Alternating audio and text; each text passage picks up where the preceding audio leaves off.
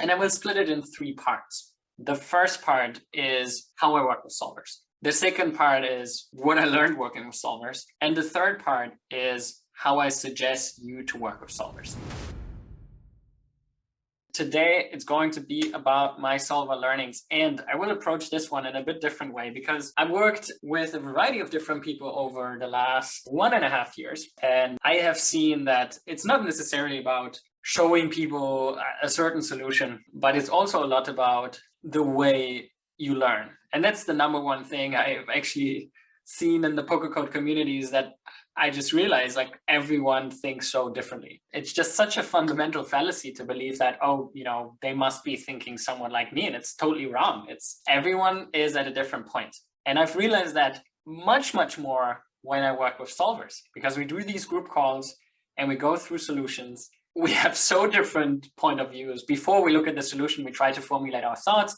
And then there's 5 really good players in a call, and one person says something, and then someone says something very different, and then I think something completely different. And it's like, wow, this is incredible. Solvers are around for like 7-8 years. The first year is more private for some of the high stakes players who built their own stuff and then became more public. And there was PioSolver, and then there was Monker Solver, and now there's more public available databases like Odin. And so first, I want to tell a little story around my solver journey, and I feel there's a lot of interesting insight in that. At least for me, there was. I got first in touch with solvers in 2015, probably. I think the first touch point was probably Dominic Nietzsche. This was clearly a thing that was very obviously the thing that high stakes players will work with at some point. And back then, it was interesting because you could tell that most of the more serious high stakes and super high roller players worked with them or looked into working with them. Some of them didn't care, but most of them were looking into it. And back then it was mostly PioSolver and some personally built stuff. I was very skeptical towards a lot of the results. And not skeptical in terms of the solver giving wrong output, but more in the transferability of what output the solver gives versus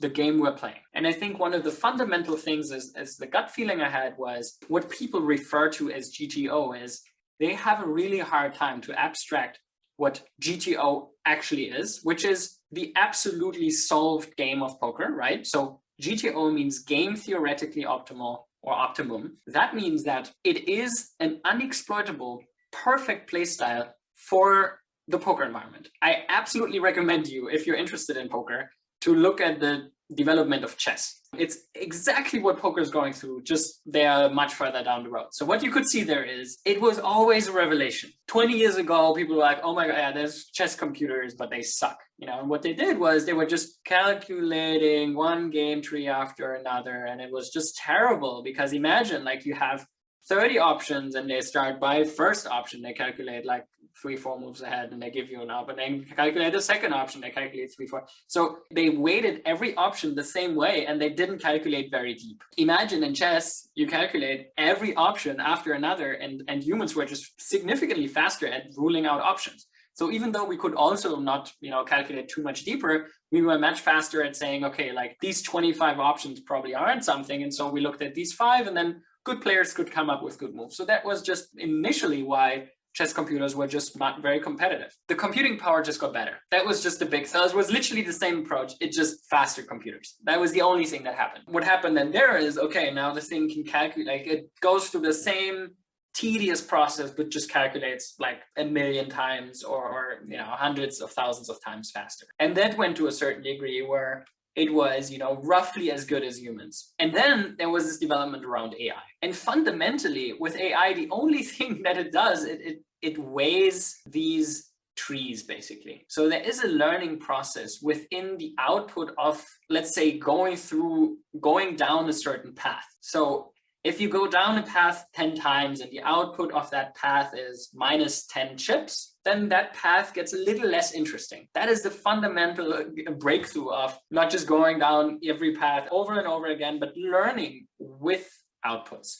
And that is so important to understand when you think about poker solvers, because we are in that previous stage. We are like where chess was about 6 or 7 years ago. And I believe the exact same thing will happen. You could run certain things, they gave you decent outputs, like they didn't, they kind of were beating humans on the edge, but it fundamentally depended on the input. In poker, It's just about the environmental design you give it. And that is so, so important when you think about this, because back then we were just terrible at designing these environments and the calculation power was weaker. So what happened was people were mistaking GTO, which is the absolute solution of the game, with environments that they simplified that gave them certain outputs. So I think the summary of what has happened in 2015 and 16 is people simplified the game to a degree where it was helpful if you understood how you could use it, but it was detrimental if you used it for everything. So remember this, be cautious when you try to simplify a game, when you take away the most important options. So thinking that, what you learned there is like, oh, I can just use this there, it's not going to help you. What I would really highly recommend, and that's now how I learned with solvers, is always thinking. I always try to understand. I always try to think. I wanted to immerse myself in trying to solve the hands when I play them. Everything I do at the poker table and every way I interact with poker is not about repeating something, it's about thinking. Then I took a bit of a break in 17, 18, 19, didn't work much with solvers. And then there was 2020 with COVID.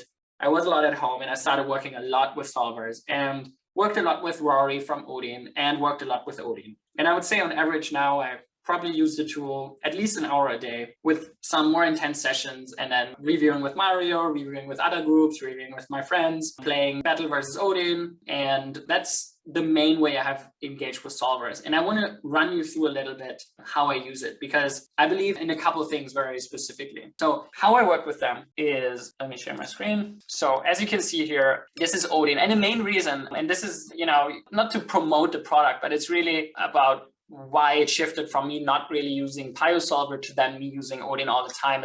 There's this 80% of effort that went into just the environmental design. So with Pio, and that's what I mentioned before, is it was about which bet sizes, which options, which input ranges. So there was a lot of work around the design of the environment where I felt like we aren't there yet. The design wasn't good enough for the output to be great. 2020 and 21, how I mostly have studied with it. Number one, which is a really, really important step, is I highly suggest to take the hands you have played. And the reason for that is there is an emotional connection to it. So when I play a hand, and I want to review it, there is already some emotional driver to be like, it's like, I misplayed this, I want to know, like there's this pull towards the result. If I play a hand and I'm small blind versus big blind and it's 40 bigs deep and I limped and I'm just like, okay, review, boom. Which I actually absolutely love here is, in the meantime, while it's loading, I actually often just use these 20 seconds as a brush up for my preflop ranges. I'm just kind of checking, okay, 40 bigs. It's just like, I always use these 20 seconds to mostly the small blind and big blind ranges, like, okay, how would I play? How much would I VP-IP? And I try to make that very specific with percentages, and then I review that. And so now if we go to the post-flop spot, I try to first think of my strategy. I shouldn't have clicked, but like, I try to think of my strategy, okay, how much would I bet? What sizes would I bet? So I know this is a board I should be checking quite often. And I know that if I bet, I probably bet it most often for the 1BB size. And then I probably also have a larger bet size. So that's my thought. And then that's somewhat accurate. I should have made it more accurate. I probably should have said, okay, I checked, 75, 80%. That's probably, from what I know, it's what I would have guessed. So that's quite on spot. I would have thought that there's a bit less of the larger size. And that's how I try to train this. So my thought process on this 1.5 years ago was much worse. So I can tell already that by studying the 40, 30 big blind spots and playing them, because I felt a lot of pain in playing these small blind, big blind spots, is I was bad at them. I just could tell constantly like, oh, I played the small blind and I bet the flop, and then what? Then what do I do? It's like, it just feels like a poor choice or poor choices I've been making. And so what I want to show by that is, if you use spots you play in game or you feel pain, there is this emotional connection to the learning. So if you feel a certain distress, if you feel a certain wanting to get better, then that will connect to your learning. So regarding what I learned, this is obviously a topic that could fill tens of hours, but the key thing, what I've seen in players and what I've seen in myself, is we all don't understand how much we suck at poker. There was a fundamental shift in my mindset in end of 2022. Every player has a certain outlook of what they believe they can learn, how good they believe they can become. And it's always too small of a vision. Let that sink in, where whenever you think you played a hand fine, no. There is no such thing as going out of a session and thinking, yeah, you know, today I think I did everything right. But what I want to say is poker is so beautiful because there is an endless room for improvement. The EV difference between where we are and where we can be is absolutely incredible. You change big blinds, it immediately changes. You change ranges, it immediately changes. You change the board a bit, it immediately changes. It's just so incredibly complex. I guess as for point two, what I learned from Solver is making that a bit more specific of the key flaws I found. One was clearly the small blind. If I look at small blind strategies, I have been playing them incredibly poorly for a pretty long time. I still play them bad, but if I would suggest one thing, it's small blind, big blind game. I think there's a lot of room for improvement there to play it better. Another one is bluffs. The Solver plays, if we create a persona, he plays much, much more aggressive and much thinner for value. The key thing is you have to put in more chips. Almost every player I know doesn't put in enough chips. VPIP, betting, check raising, like in every spot you will see the Solver is pretty aggressive. And it's just mainly max exploiting that part of pushing the edge. I want to show you this spot, single raise pot button versus big blind. You go for a really high percentage small bet here. You bet your entire range. And what I wanted to show is first, obviously, DB doesn't play as aggressive as I thought initially. So that's the first thing. So the check raises are mostly around some 4-6 and 5-6. That's what I remember. Not having the heart, and then and then the 10x. And then the main bluffs were, let me remember, weak heart and backdoor, I think. Yes. So 7-4, 7 of hearts was a big one. And the non-heart 4-6 and 5-6. You literally call all your flushes and most pairs and continue them this way. If we look at that, one thing that I found interesting, and this you will see over and over again. So let's say we take the four of clubs. 4 of clubs doesn't improve the button too much. We have some leads, but most people will play with the checking range here, the bluffing range by the button. And that's the main thing that I found interesting in these spots in general, is something we have seen over and over again is just these fires with these weaker hands, right? Like Queen 5 and Queen 4 now aren't bluffs, but what you can see immediately is like Queen 7, no equity hand, right? Queen 7 of diamonds, Queen 7 of spades, Queen 7 of clubs, super high frequency bet, Jack 7, super high frequency bet, and so on. So a lot of the things we will see is that as I think prior was more like, oh, I want to bet hands that have equity. Whereas yes, they do have some equity, right? They have an overcard, for example, but it's really more about the equity war that is going on. Because imagine if you bet, for example, Jack 7 of spades here, and you bet it for, let's say, half to 2/3 pot. You don't mind if your opponent shoves, and you still put something like King 3 of diamonds in a tough spot. You are betting against the 3x, the deuce x, some one heart combos, and that's the main thing you're betting against. And for that, Jack 7 is a great hand. You have 2 overcards against them, and you have very little equity against good hands. So this idea that before in my mind, I was more like, oh, I want to bet, King 5 or like a heart. Now it's more like, no, in these spots, I want to have a no equity combo and just blast, like make it hard for him. Because if I have King 5, I don't want him to check shove. I don't want to bet 5 big blinds and then he jams and then I have an open ender. I'm like, fuck, no, I got to fold this hand. So the key thing I learned when looking at solvers is when we get shorter and when we get in these spots, we do not want to bet a hand that has a really, really hard time, can call and folds. And then another one I want to show is, let's take this here. I think that was probably the hardest part to learn. So big blind defend against low jack. So first of all, people defend the big blind with wrong ranges. What I've seen is most people actually, also in our Pokercode community, don't VPIP enough from the big blind, but VPIP wrongly. So what you need to do is you need to make stronger adjustments between who you defend against. Let's say we look at big blind defend against button. Okay, so button opens 30 bigs deep and 2.25. And now here, out of the big blind, we defend a lot. We just fold the trash, right? So 10-4 off, Jack-4 off, we fold, the rest literally call. If we look at low jack, we start folding all these offsuit combos. And I think that's the biggest discrepancy I see is people play either the one or the other. So you need to make more drastic adjustments against the tightness of the range, because a hand like Queen 4 off just absolutely sucks if low jack plays well and opens tight. It just doesn't perform. You just will have a lot of these over setups basically, where his range is just generally stronger, has more pocket pairs in there, has more queen X in there. It just doesn't perform well. Let me show you this spot. So big blind against low jack, 30 big steep. Obviously we purely check.